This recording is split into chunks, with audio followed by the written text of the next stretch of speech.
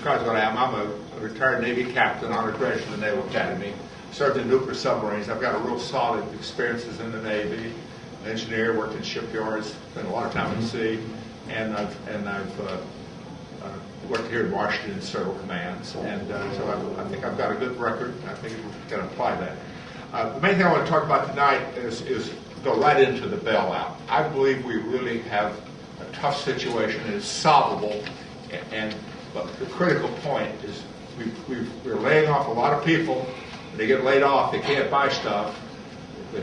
When they can't buy it, the recession's going to get worse, and it's going to get worse. They'll lose their health care.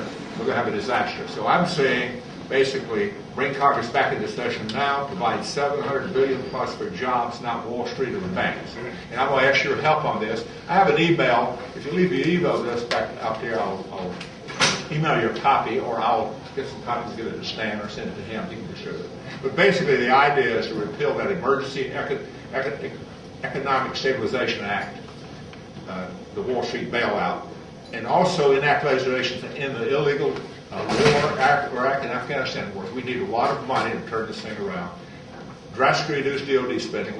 We spend more than the rest of the world put together. Eliminate earmarks and corporate subsidies, and bring all the troops home and make them into a new revitalized civil conservation corps. Keep in the National Guard, Peace Corps, whatever they want to do. If they want to be peacekeepers, they want to go into the Peace Corps, whatever. But use that $700 billion mainly to provide employment opportunities at living wages and meaningful work, in particular in health care, alternative energy, transportation, environmental protection, infrastructure repairs and improvements, building affordable housing, and pre-K through college.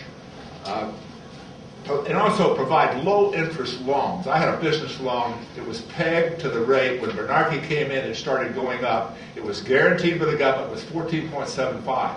The people we're giving this money to, the president announced today they're going to buy $250 billion worth of stock in Citigroup and of not 8 other banks. They spread it out so we couldn't have control over any of the banks.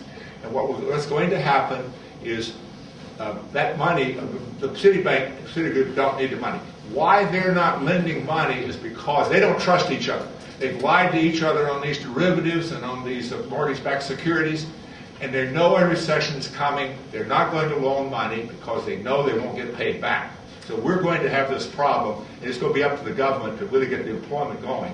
And just giving those banks money is a crime. I'm asking you to please vote for me, of course. I think I'm way better qualified candidate, but I ask you to help me get Congress back in session, make this election issues, the war, the whole business. And they fixed that so that it wouldn't be an election issue. They took and gave Bush enough money to last the next year. Jim was on that committee. He was one of the ringleaders in that. So it would not be an election year item. It should be election. Thank you.